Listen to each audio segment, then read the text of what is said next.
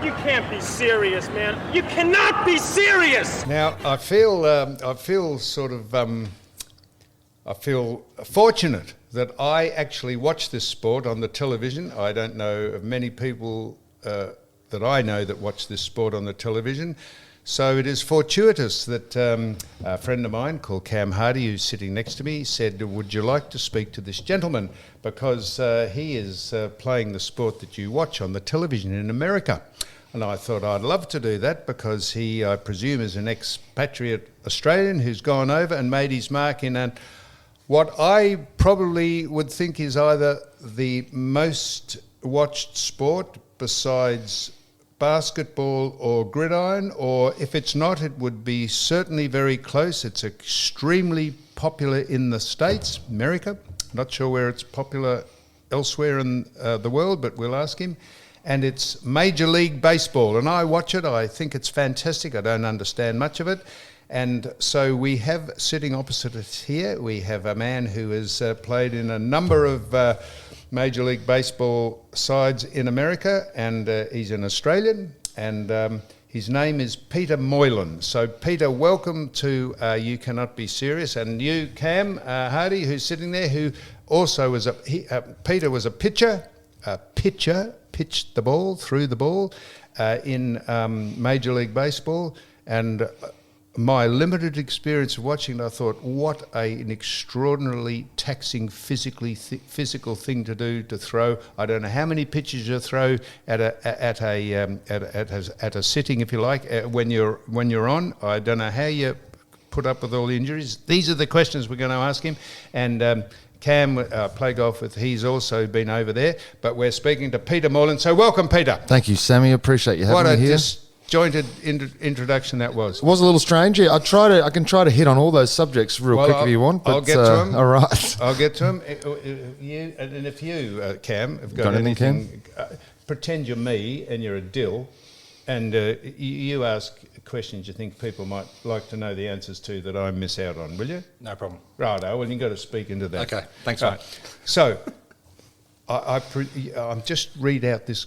You played for, extraordinarily, the Chinese Professional Baseball League. I have no idea what that is. You played for Makoto Gida in 2003, and then you played for this is in order, the Atlanta Braves, the LA Dodgers, the Atlanta Braves again, the Kansas City Royals, the Atlanta Braves once again, and then I think you had a crack at starting the Houston Astros, whatever that means, and you might have come back and played for the Makoto Gruda, or whatever they're called, again. So, Peter, let's just start at the beginning. How did you become an Australian pitcher to go over and play in America? How did that start?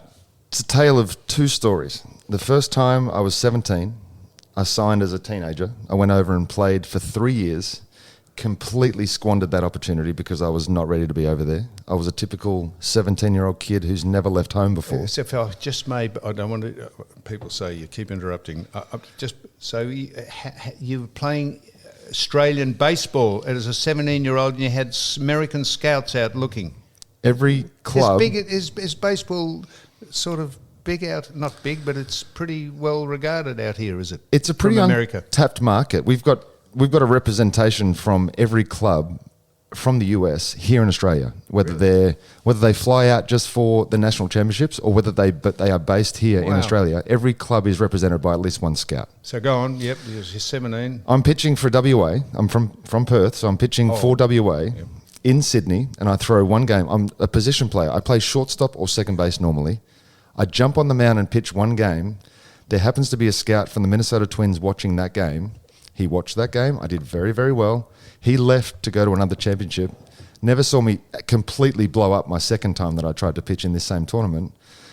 So he thought that I was good enough to sign. He signed me as a 17-year-old and brought me over there, and that was it. So why did you go from second, what did you say, second baseman? I was a middle infielder, second baseman. Why did you suddenly go onto the mound and start pitching? Was someone injured, or did they call you in, or what? I would pitch part-time, but it wasn't something that I thought that I was ever going to pursue. I didn't think I was going to pursue baseball at all as a career at that age, but the opportunity came up. They said, hey, we're going to give you $20,000 US to come over. What year? To 1996. Wow. Yeah. Went over there in 1996. Had I had a great time off the field. I was just not committed on the field. I'm sorry. And so you're 17 and they saw you once. Once. And you were sitting at home in Perth, sitting in the lounge, and the phone went and they said, "This is Hank Watson from America. I saw your pitch," and you said, "You're taking the piss, mate. Who are you?" Exactly. Well, how did it? Is that how? That's exactly how it works. Yeah, he's a scout. He came and spoke to me a few times, and you'd know that people were interested. Scouts would come up and have a conversation with your parents at that stage, so you'd know if teams were interested. But we'd seen a handful of guys sign and go over there and really not do much. They squander around in the minor leagues and then they come home. So I know we're speaking to Peter, but Cam, you went over too, didn't you? Very briefly. Yeah, but get into the microphone, Okay, sorry. Cam, for Yes. God's sake, man. So is that a similar thing? Or Yeah, briefly, around the same time. But Pete signed out of that tournament that we actually both played in, and I went to college instead. So I needed the money. Packed up my bags. Well, I just wasn't good enough to sign at that particular time, so I had to go to college. So I packed my bags and went to Florida when I was 17, 18, and went to college in the US and then drafted out of there. So of all the extensive research I've done on you, Peter, because there's a hell of a big, you've got a big CV on the thing and it's just impossible to, but I think you said that you're pitching, you thought, well, I'll take it serious, and you started to train properly for pitching. Is that right? Or I didn't take it seriously, but I was allocated as a pitcher, so that's what I was going to do. I better figure out if I can do this, yeah. And how do you train for being a pitcher? Honestly, it's back then it was a lot of running and just making sure that your arm is strong enough to last, because you do throw a hell of a lot. That's all you end up doing. I watch the boys, the men doing it, and I think, how many times can you pitch the ball in a row before you have a relief pitcher come in? How many pitches you got in your arm in anyone's inning? So I was lucky. There's two different types of pitchers. There's a starting pitcher who would start once every 5 days. Yep. I was a reliever. Yeah. So I could literally pitch every single day, and sometimes I've pitched 4 or 5 games in a row without a break, but I only come in for one inning at a time. Yep. The starters, they get up their pitch count up to about 100, 110, and then they come out of the game. I could come in and throw one pitch, or I could throw 45 pitches, depending on how long I'm asked to go in that game. What circumstance would you throw one pitch? If I come into a situation, there might be bases loaded, people's on each sack, I make one pitch, get out of the inning, and then there might be a left-handed batter come up next, so they'll call on a different pitcher to come in and face that guy. So I'm taking all this in, because when I watch it, I'll understand a little more. So, were you going to say something? No. So the mound, is it just a concave mound, or what's that? How far is that away from the pitcher, from the batsman? 60 feet 6 inches from the mound to home plate. That's 20 metres. About that. Not quite. Yeah, and it said that you are a mid-90 mile an hour thrower, pitcher? Yes. Was, of course. So when I first came up, I blew up the radar guns. That's the reason why I signed the second time. I came over as a 17-year-old, played 3 years, got sent home, thought my career was over, got a ton of sales jobs. 7.5 years went by, and I made the Australian team for the first ever World Baseball Classic, which was in 2006. I thought I was just going to go over there and prove to myself and everybody else that with the opportunity that I eventually fucked up as a 17-year-old, I could have actually made something of myself. And I just wanted to prove that to everybody. So that was my fire. Yeah. And I ended up turning that into a 14-year Major League Baseball career. Now I get to work in television over there, so it's nuts. So we'll do. I know you're in the media, and I'm just interested to go through the household names of those sides that you played for, and how you go swap from one to another, and do you get traded, and why did they let you go, and all that. So, but we'll just so 95 miles an hour, and I know you watch the keeper, what do you call him? Catcher. And he puts his hand in between his groin and puts out 2 fingers and one. And what was your speciality? What ball? There's a curve ball, and I don't know how many others. Do You train and perfect like a bowler in cricket. Yes. And do you have a wind? How do you decide if you're effective? Do you have a wind tunnel? How professional is it to see how you perfect your craft? Back in the day, it was all video, and it was all visual. And you'd jump on the mound, and you'd throw as many bullpens or side sessions or practice sessions to try and perfect certain pitches. I only had 2 pitches. I had a sinking fastball. A sinking fastball. And a slider, which was basically, because I throw from down here, yes, I got a low arm angle.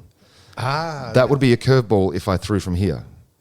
But because I throw it from here, it becomes a slider because really it moves differently. Because until you said that, I've noticed pitchers throw almost from their hip, and I've never known what that is. And they do the big. So what's a sinking fastball? That's where you have to put the seam somewhere. Exactly. So a normal fastball is when you cross the seams and you throw with the 4 seams, and it spins this way. A sinking fastball, you use the 2 seams, and it actually cuts through the air differently and allows the ball to move, almost like a swing bowler. And there's no shine on the ball. No shine. Unlike cricket. No rubbing, no nothing. You get in trouble for that, actually. And I reckon they must go through how many baseballs they go through a game? Because the scorer, what's the man behind the umpire? The umpire. The umpire has a little pouch of about 6 balls, and if they go into the crowd, I presume the crowd keep them. They must go through 100 balls a game. Minimum, yeah. There's probably 3 or 4 balls and at bat. So every time a guy steps up there, if the ball hits the dirt, they throw it out. I know, I saw that. If the ball's hit and play and there's a play made, they throw it out. If there's a fly ball hit, you may get a chance to get that same ball back. I used to cheat. I used to get, if there was a ball with a scuff on it, I could do magical things with that. Yeah. But if it's plain, I've got to rely on just being able to spin it. Whereas if I can get that scuff and rub the ball a little bit, I can get a bit more movement. So when you actually pitch the ball and the batter and it hits him, is that generally you've meant it?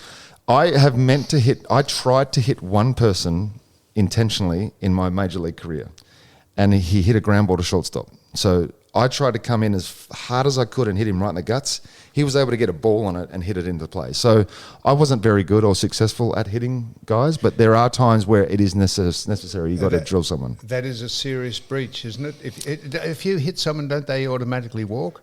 Yes, you get to first base. But if there's certain times, see, it's changed a little bit now, but the old school mentality was if you showed somebody up or if you showed another team up, you would get drilled. That's just how it was. What do you mean showed him up?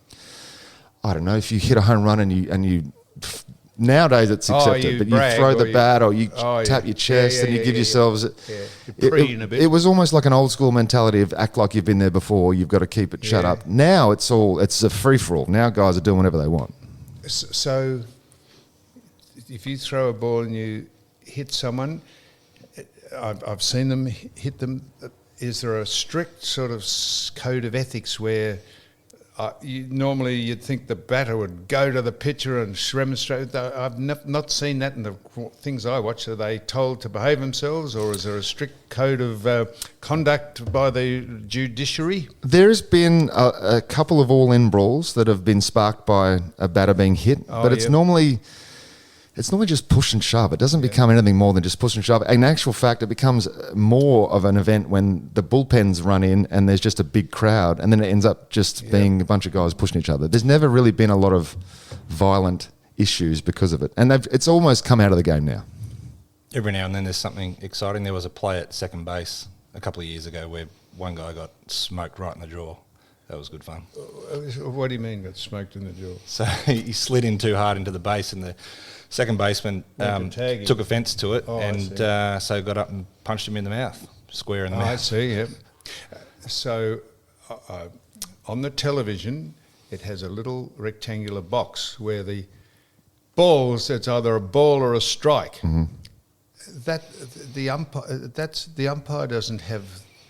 How could he have the advantage of seeing that? He has to decide if it's a ball or a strike, does he? That's been the worst thing as far as umpires' credibility goes, but it's also forced them to get really good. Yep. You don't see a lot of guys these days. You'll see maybe 5 or 10 mistakes from an umpire these days. Yeah, and don't see very many. You don't see much at all. But that square has allowed people at home to have more reason to bitch over bad calls. Well, I don't bitch over them because it doesn't worry me. But Right. I can. They're pretty good, the umpires. They are real. I have got to give them credit. They are really good. But if someone is given a ball or a strike and it puts the batter out, you'd think the batter might turn around and have they not allowed to argue with the umpire? They can argue. You can state your case, but a lot of the times you'll get resold if you go too far. Yeah. And they can't review it. They can't review it now, but there was rule changes last year. They sped up the game last year. They've implemented a couple of rule changes. I think eventually they've trialled automatic strike zones in the minor leagues.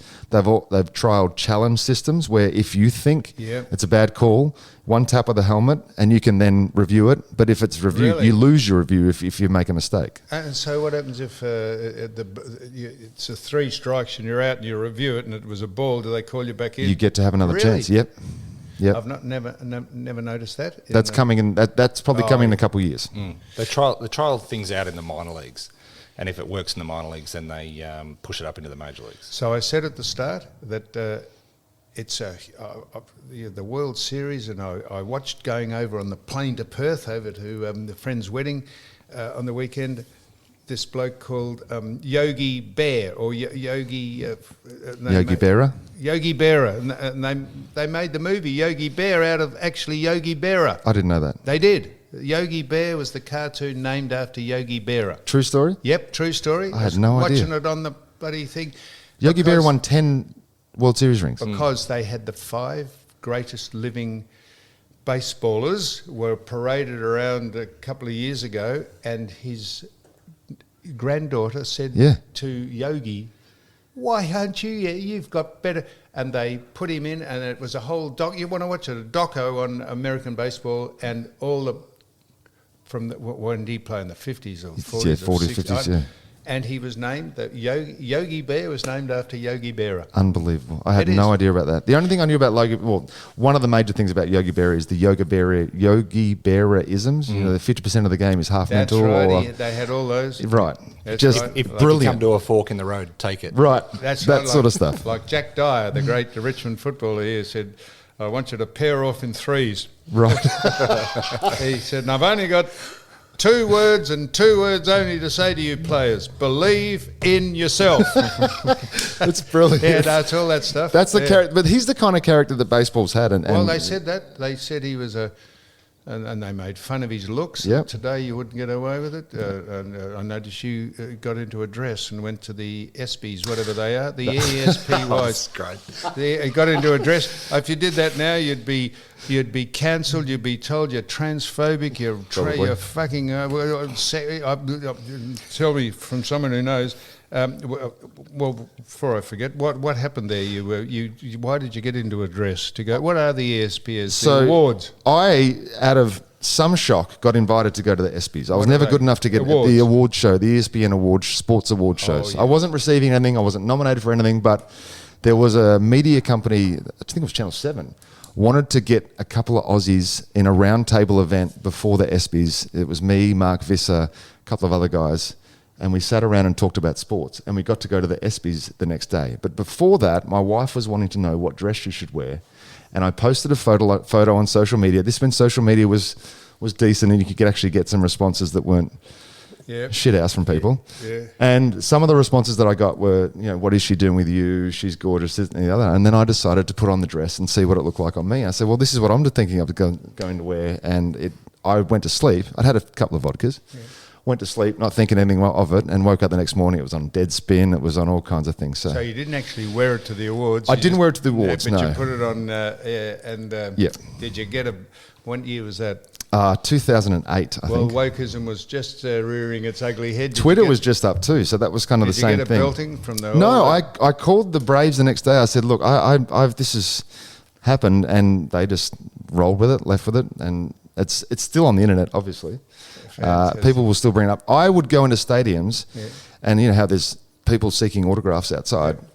Guys would sign their baseball cards. I'd sign pictures of myself in a dress. People would print them out and make me sign them. Now, I've seen you wear a dress, Cam, but that's not from going to Espy's. That's you probably... Every Friday. People you're going out with have probably left them in your apartment. Yeah, that's just fun. Well, I'll wear them just as a light relief. So, Peter. Yes, Sam. Is how popular... it's when they were doing the thing on the doco on Yogi Berra... Yeah. They said it almost saved America from depression, and the people. Is it as how big is the sport? It's massive. Well, I know it's massive, but is it you able to quantify what it is in relation to NFL and the basketball? Surely it's bigger than basketball. Maybe it's not. I think the only thing bigger is NFL because of the 16-week season. We play 162 games in 180 days, across 6 months. So our season lasts forever. It's every night. In the case of the Braves, because they're pretty good right now, during summer they sell out every single night. It's 36, 38, 45,000 people every night, Monday to Friday, Monday to Sunday, showing up and watching baseball. The viewership on TV, and there's a big issue now with TV rights, and it's so popular because live sports are the only thing left that people can't script. Yep. And it's just the popularity is going through the roof. But baseball, in my opinion, is the second most popular sport in the world. It's played in Japan, Korea. The Europeans are coming. Yeah. They are embracing baseball as much as any nation. And I think the future of baseball is massive. The World Baseball Classics helped. Seeing guys like Shohei Ohtani, who's the biggest name in the world as far as athletes goes, maybe Messi's bigger, but Shohei Ohtani versus some guy that's playing club ball in the Czech Republic on the stage of the World Baseball Classic has changed the game, I think, too. Now, just for the layman, which I am, the thing of beauty that really is fantastic to watch. I know you'll think, oh shit, how would you be excited about this? When the balls hit to the outfield or the base run, do they call that? When they not caught and they can run to the first base. It's base hit. The throwing from the field to the first baseman, the fucking thing goes like a dart. It is fantastic. Gee, they're great throwers. That's what I'm saying. The art of throwing that ball, and I presume you can't throw it far because of its wind resistance, I suppose. Can you? You can throw it as far. I mean, well, they can't throw it from the outfield to the catcher. They can, but the reason why you see someone cut it off is because scientifically it's going to be quicker because you can have someone catch it and throw it. And well, there you are. So there's something I've learned. That's why you have a cut-off man go out there. But the athleticism of the guys that are not only in the outfield but the infield, they're able to make dives, come up, make throws, and it's only 60 feet. So it's 90 feet from home plate to first base, and the timing of these guys to be able to get up and throw and get these guys out all the time, it's insane. They just take a beat, and then they throw it, and they throw it about 6 inches before the guy gets to the plate. They work that out. No, it's I know you think, Christ, get a life, but it's fantastic to watch them do that. Now, have you ever heard the name Mike Young? No. He was a former Australian baseball coach who then took over the fielding coach duties for the Australian cricket team. I see. Because of the correlation between trying to get, and a lot of the cricketers now will use the baseball gloves to save their hands when they're doing fielding practice. There's a lot of correlation that can be. So how big is it in Australia? I coach a Melbourne team. The Australian Baseball League is getting more and more popular as the years go on and as more Australians make it in the big leagues. It's got so much competition over here, and it hasn't quite grabbed a hold and increased the popularity in the last couple of years. I'm still waiting for that big jump in popularity, but there's enough to drum up interest, that's for sure. Have you ever heard of a young kid named Max Stagg? No. Max, he's a young 17-year-old who's just got a scholarship for this from the Sport Australia Hall of Fame. He's just been, as a baseballer, but he's got Luke Longley as a mentor. Really? Because he was looking at going overseas soon, so he's one of the top players here in Australia. Just a young 17-year-old kid. Who plays it. So I Victorian? think he's South Australian. Okay. Yeah, so he's just got the scholarship. Now, I know you've both had extensive injuries. I play golf with you, and you're always, rightly so, whinging about your shoulder and your arm because of throwing it out, I suppose. And you've had tremendously taxing on your shoulder and just to keep doing that. And I've often thought, and you couldn't do this, I've often thought, because I saw a tennis player, a professional tennis player, who was ambidextrous. He could serve and play. So in the forehand court, he'd serve left-handed, and on the backhand court, he'd serve right-handed. And I thought, wouldn't it be great if you could pitch with both arms, except you'd have to have an interchangeable glove. Yeah. There's been a guy do it. There's a guy does it. There's been one guy do it. Yeah, there was a guy with the Oakland Athletics that was able to do it. He'd have a pocket almost right in the middle of his fingers, and he'd change it, but he'd have to allocate, because there's switch hitters as well. So guys will come up and decide what side of the plate they want to hit from. Oh, will they? And he'd have to allocate what side he was going to throw from, so that the hitter would be able to choose what side he'd hit from. It was almost like a cat and mouse game, but he could throw sidearm from left-handed and over the top from right-handed and become two different pitches in one. And but the logical extension of that is that it would prolong his career by 50%. Yep, surely, at least, depending on if you can maintain the success from both sides. Otherwise, you'd have to. There's clearly going to be one side that's better, but if you can maintain both, then it's almost like a utility player. So Peter, I watch the manager. He's called, isn't he? The coach, or we would call him the manager. Wait till I get on to chewing gum and chewing tobacco. Can't wait. I've never seen so many people spit. Fucking in the COVID days, everyone spits on everything. Fucking how much gum, and I think they've stopped them chewing tobacco now, haven't they? In the minor leagues, it's banned. In the big leagues, it's been grandfathered in. They prefer you not to have it on. You're not allowed to carry it on your person anymore. You used to be able to put it in your back pocket, and you just see a big ring in everyone's pockets. You're not allowed to carry it in person anymore. No other sport do people chew gum. What is it? I have no clue. I honestly. And the first thing I've decided, all the great throwing and the pitching and then the fucking. The amount of people that spit in the dugout, they fucking... I did it for 17 years. I chewed tobacco for 17 years. Part of my routine was because I was addicted to nicotine at that point. No, but why isn't any other sports person addicted to nicotine? Ice hockey players will do it. Ice hockey players will do it. As well. A few NFL players will do it, but you just don't see it because they're wearing helmets. Brooks Koepka chews tobacco when he plays golf. It's an American thing. Well, there you go. But I did chew tobacco for 18 years. 18 years, and I quit as soon as my baseball career was over. Now I and I got new teeth. I was just about to ask you about how did I go? I got waylaid with the tobacco. Injury rate. You got High. any injuries? Oh High. my God. No injuries. So, and that's how I got onto Frequent be able visitor to pitch card. both hands. That would prolong you. So how do you? What do you do to? You just have to stop pitching, or do you? If I knew, I wouldn't have been as What injured. gym work do you do to try and strengthen yourself? Or Nowadays, it's all changed with the science. You're able to measure and change your arm path and almost rework your mechanics to avoid injuries. Whereas I was just trying to find a way to get through with the injuries a lot of the time. I will admit that I didn't take care of myself physically in the early stages, and that probably added to why I was hurt so much. And then by the time I figured it out, I was 37 years old, still got 3 years out of the big leagues. I pitched till I was 40 years old. Now, I'm going to.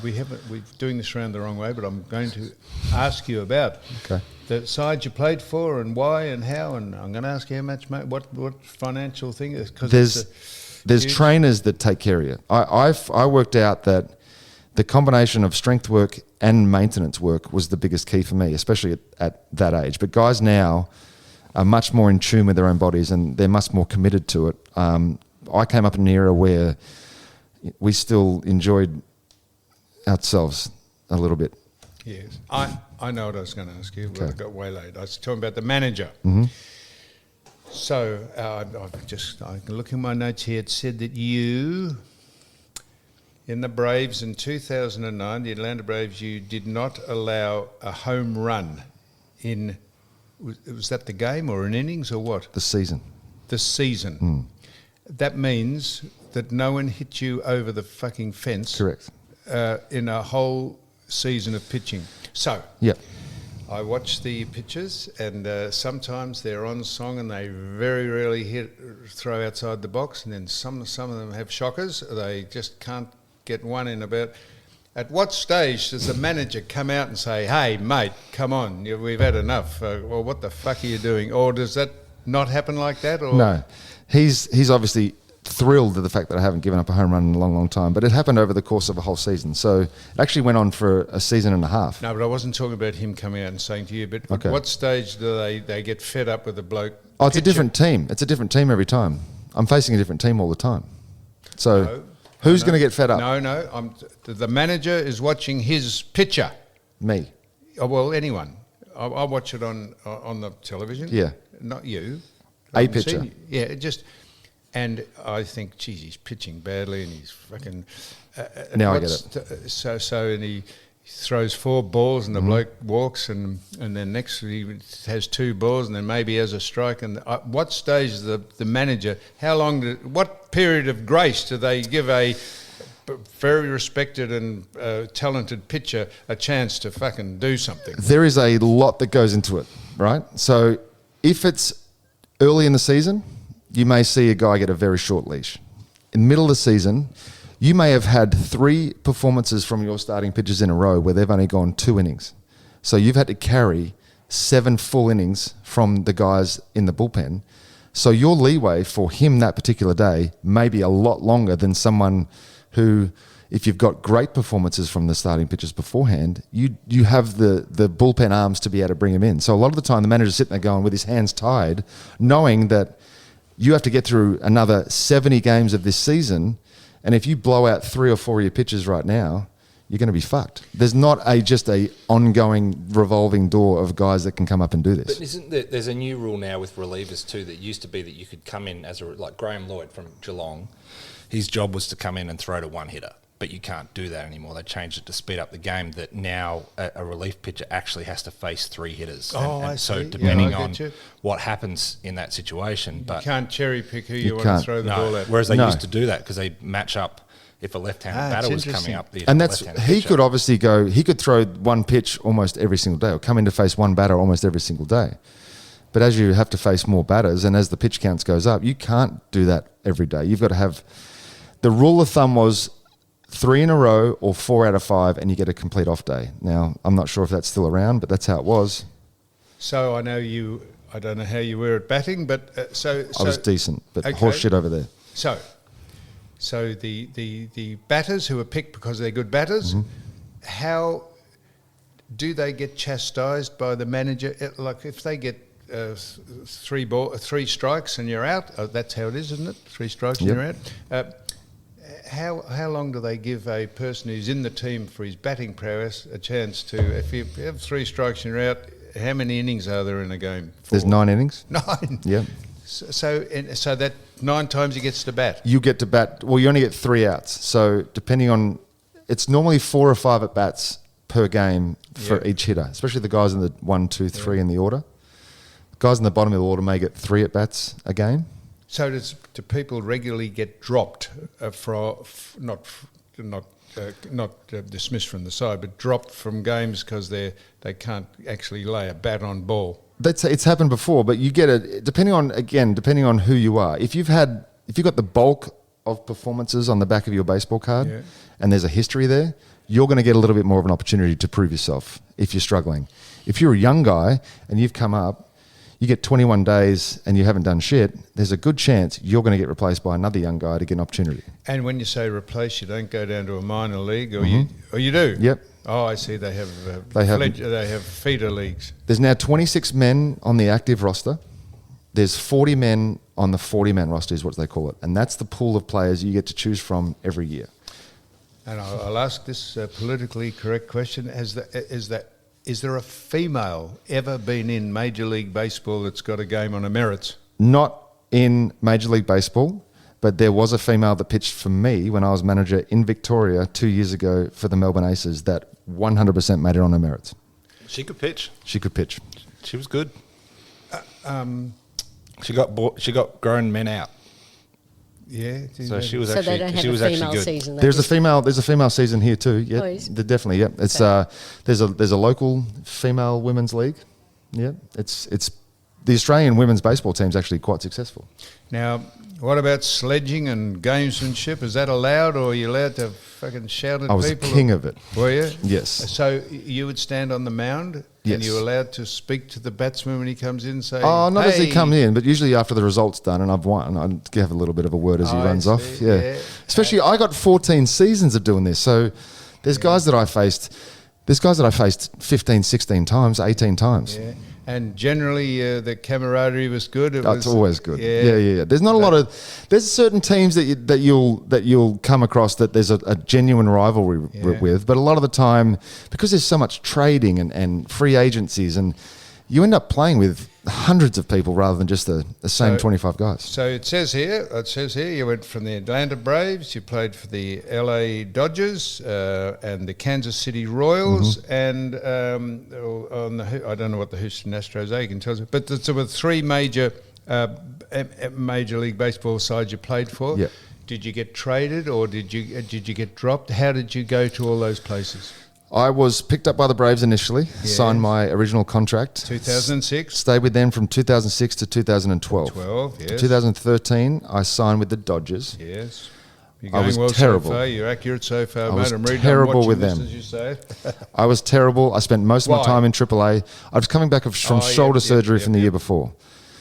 I So thought they my let career you was go? over at that point. So I went to AAA. I was up and down in AAA to the big leagues. Was awful. The next year, I signed a minor league deal. These are all minor league deals, by the way. So I have to sign a contract that's a split contract that if I end up making the team, I get paid major league money. But if I don't make the team, I go to AAA and I make minor league money. That was my contracts from 11 until 18. I never got a guaranteed deal. I always had to fight. And what sort of money does that mean? Here's the other thing. I'd make $1 million a year if I made the big league team, between $1 and $1.2 million a year. US. And you did. And I did. How many times? Almost every year I ended up making the team. Okay, and where does that pay scale rank on the? That's the very bottom. That's as low as very bottom. The league minimum right now is $700,000. Yes.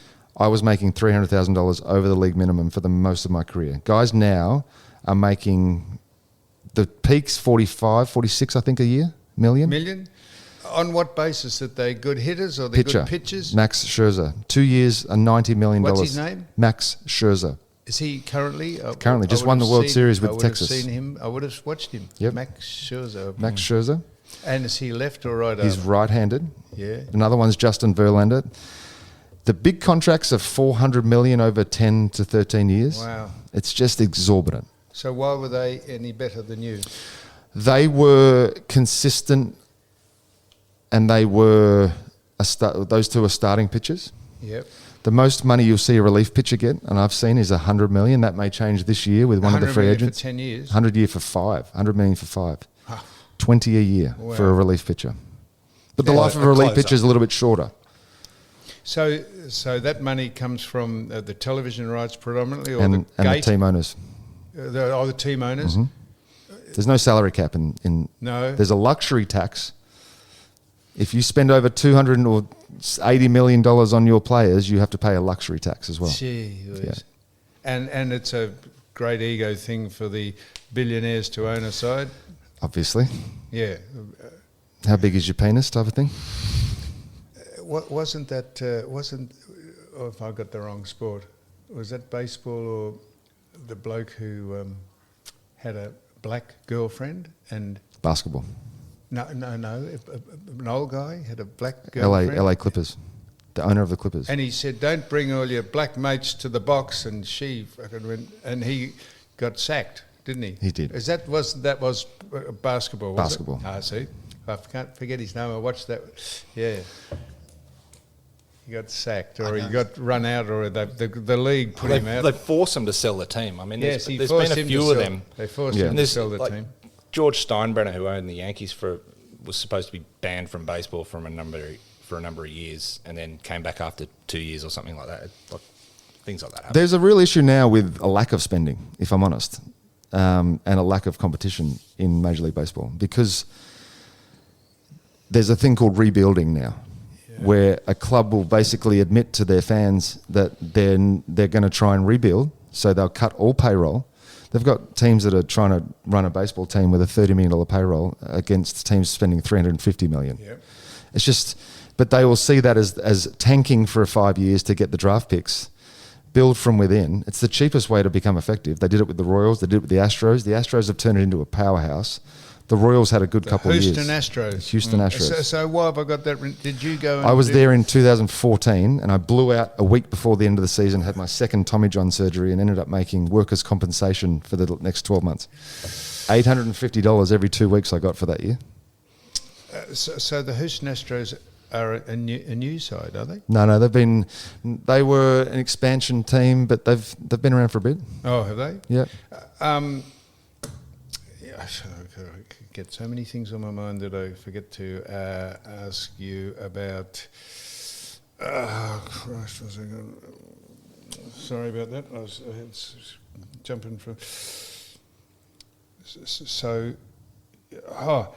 So what about the fan base and the that is just as frenetic, the fans, as they are, and probably more so than basketball. I don't know. They follow you around, and that you're mobbed, and that you're treated as royalty. And if you're in the big time, you're a star. I've always had a really good relationship with fan bases. I think because of social media. No, because I'm just a guy. You're an Aussie. I'm a there. guy. Yeah. I don't try to pretend like I'm anything else than I ever have been.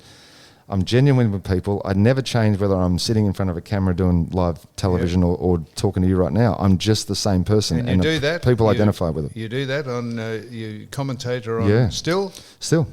Over there? Yeah. On ESPN, is it? Or I'm on Bally Fox? Sports, which is formerly Fox Sports South. Yeah.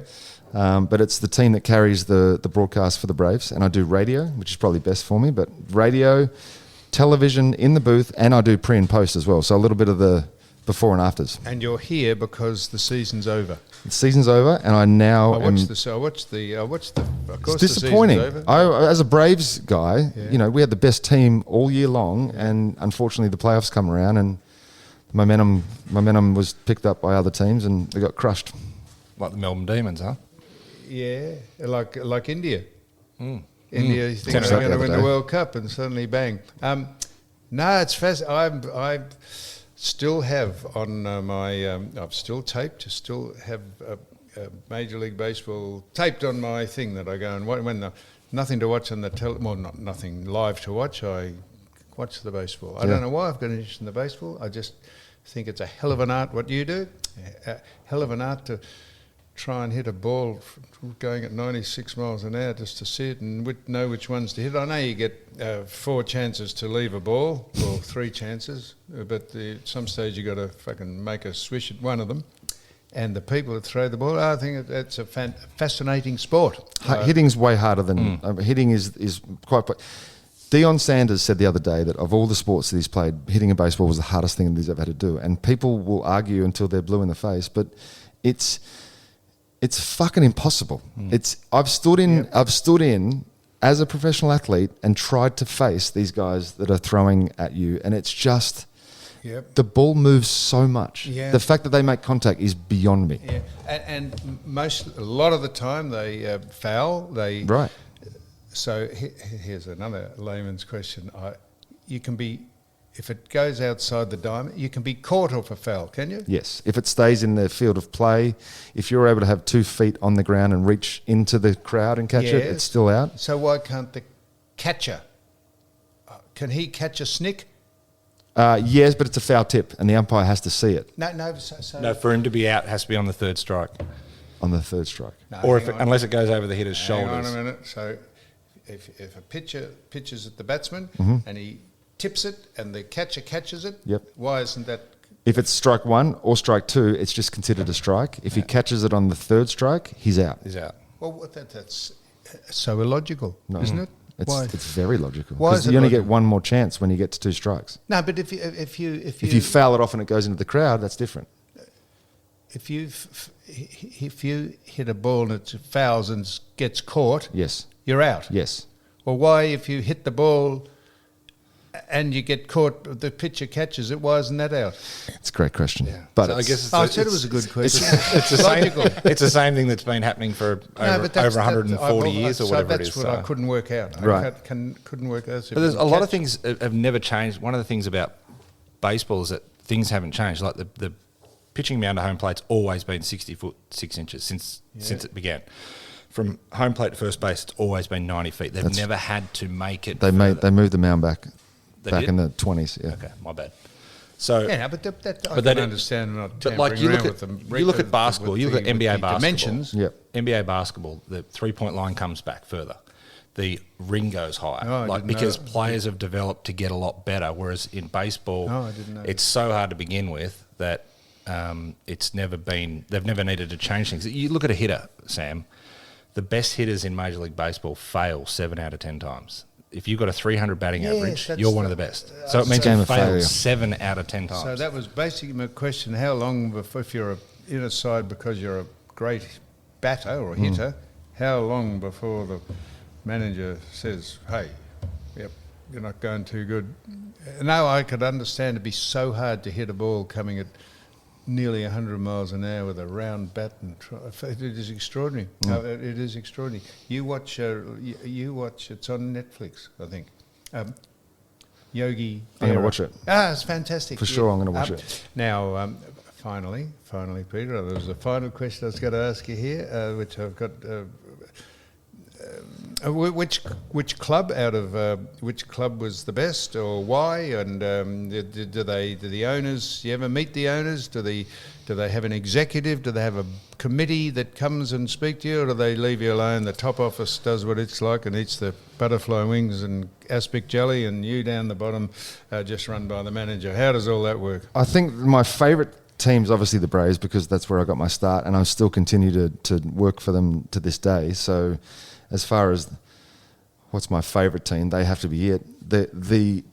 As I got older and as I had more experience, I was able to have conversations with people in the front office about my contracts, things like that. You meet people on more of a personal level, and you feel more comfortable talking about these sorts of things. When you're first signed, you're signed under a 7-year contract, and you can't make any adjustments to that. They control you for 7 years. Yep. So you're going to make league minimum if you get to the big leagues, or you're going to be on their assigned wage in the minor leagues. And do the owners ever come down, or are they just it's just a We're owned by Liberty Media, so what? We're owned by Liberty Media. Yep. The Braves. So as in F1. As in F1 at Liberty Media. Yeah, right. Oh, I see. Yeah. So just from afar, you see the baseball caps. You see the NY, the New York Yankees. Which is the most popular side? The Red Sox, the White Sox, is it? Red Sox and White Sox? No, it's got to be the Yankees. This is the thing. The New York Yankees were a powerhouse for the longest time, and that's where their popularity grew from. They were as successful as anybody. They haven't done anything for the last 10, 15 years. But as far as franchises go, they're still the most powerful and the most valued. That's worth $4 billion now. No, yeah, like... more than that. Surely, like Real Madrid or right. It's but just one thing. Yep. Like you see all those people wearing the baseball caps. Take the stickers off them, please. What's that? You've never seen those people walking around with stickers on their hats? That say that's the... no, I'm not sure. No, not the logo. Just the sticker on the hat that it comes with. Yeah, say that from the store. That says right. It's made by... no, I've seen that. Yeah, take them off. Why did I wear one? No, not you. No, I've seen those people. I'd say that. Take the sticker. Why do you got the sticker on the foot? And they say, we thought it was part of the hat. It's part of the selling. Part of the shine. Yeah. Well, I'll tell you, I'm very glad Cam said that you were here, because I wanted to speak to someone about it. I can't understand a lot of it. What can't I understand? No, I can't understand the fouls. I don't know why the pitcher can't catch someone out if he snicks it. It makes sense that the first two strikes should probably count as well, but I guess because you get, I don't know. Yeah, it's a funny game, It's just Sam. an idiosyncrasy of the game. It's do they play in any conditions? Does it rain, snow? Any time they cancel the game for a little reason? drizzle, they will play. Yeah. Once it rains, they'll put a tarp on and hope that they can dry it all out. Just the danger factor of a wet ball and guys throwing as hard as they do. It's just heat. Hot as it gets. Atlanta, Georgia in July. 105 Doesn't mile, matter, 105. you play on. Oh yeah, Yeah. sweating your tits off. And before I had to cover my sleeves up and wear sleeves because of my tattoos, because of the Braves way back in the early days. I see. Yeah, I get you. So it was even hotter. So they wouldn't allow you to expose tattoos. Now you can. Now you can. Everything goes where you want. Yeah, that's right. I noticed that. I noticed that, and the spitting. The spitting has got me fucked. I don't know how you wouldn't have that much. Well, you do because of the chewing gum. They must have a franchise for the chewing. But the people who used to get fridge fulls. I'm going to say the people who get the franchise. You should try it. Chewing gum. No, chewing tobacco. Where do you just go and buy a pouch of tobacco? You can't buy it here, but there's... No, but this is just like if you went and bought some ready rub. Oh, no. It's got to be... Proper chewing tobacco. Yes, chewing tobacco. Yeah. It can't be that thing you roll your cigarettes with. God, no. Bit a little No, rolling. you don't go buy it from... No, you don't... No, the tally hose. Yeah. Like, no, you're not going to just get smoking tobacco and chew it up. No, it's proper chewing tobacco. It's wet, it's moist. So you wouldn't be able to Flavoured. buy it here, would you? You can't buy it here, no, but there's been some people that have been able to get into the country. Is all it different- illegal? I'm not sure if it's illegal. They banned commercial sale of chewing tobacco in Australia back in the Second World War because of tuberculosis. Stop people spitting in the street. Well, what about the spitting? What about that's why they banned COVID? it. Fuck me. But now I've you can never do it. seen so much spittle in any sport. You keep watching, there's spit going out there and there. But it's not And you know just what's that, crazy? We're still playing with all that spitting. And they chew, it's not just that, they chew sunflower seeds as well, Sam. Oh, do they? And part of my pitching routine was I would have the bullpen coach unwrap 2 sugar-free gums, hand it to me, I'd put it in my mouth, and then I would use some of that stickiness to get a little bit of tack on my fingers. Now I was just about to finish. That reminded me, have I got Mickey Mantle on the brain for some reason? Does he get pulled up for? He was one of the best players to ever play, but didn't take care of himself. Something illegal? Did he? No. Who did something illegal that was a legend of the game? Pete Rose bet on the game. Pete Rose, he bet on a game. Bet on the game as a coach. Did he? You know, he bet on the game to win. Yeah, you can't bet on the game. You can't bet on the game. Betting in baseball is from until about 2 years ago. We weren't even allowed to mention betting. There were some great players that was charged with the Chicago Black drugs. Sox. There's been some. Barry Bonds was done. He's been kept out of the Hall of Fame because of steroids. Yeah. There's been a number of guys that are probably going to be kept out of because of steroids, but that's a whole conversation for a whole nother day. Is it? Oh my God. If you want to get into it, up until 2004, there was never a rule against steroids in baseball. No. Ever. see. No there was testing. it wasn't illegal, there was no testing, there was no nothing. Yeah. Then in 2004, they implement a new rule. They're going to start testing. They just want to test to see how bad it is what they said. Those results then got released. It's called the Mitchell Report. These players that were told that it was all going to be done anonymously got screwed.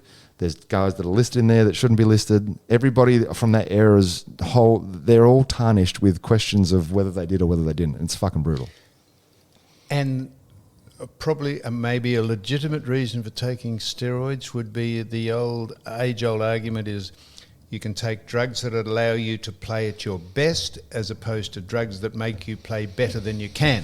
Correct. Because that's all to do with the rehab of... And that's the argument between performance enhancing and something like a cortisone shot. Yes. It's still a steroid. Yep. But the cortisone shot just masks the injuries that I've had and allows me to keep pitching, whereas the performance enhancing would allow me to build up those muscles in the off-season and pitch prepare better myself than to be you able to pitch normally better. could. Well, yeah. Cam, thank you very much for bringing Peter in. Peter Moylan, I reckon probably 100 things I should have asked you. I'm here for 3 months. Fascinating. I'm here for 3 months. We've got time. Good. 3 months. So it's a 9-month season, is it? I'm here for over there, so 6 months. So I get the side either side to. Well, thank you very much for coming into You Cannot Be Serious, Peter Moylan. And that's it. So well done. Appreciate it. Thank you, mate.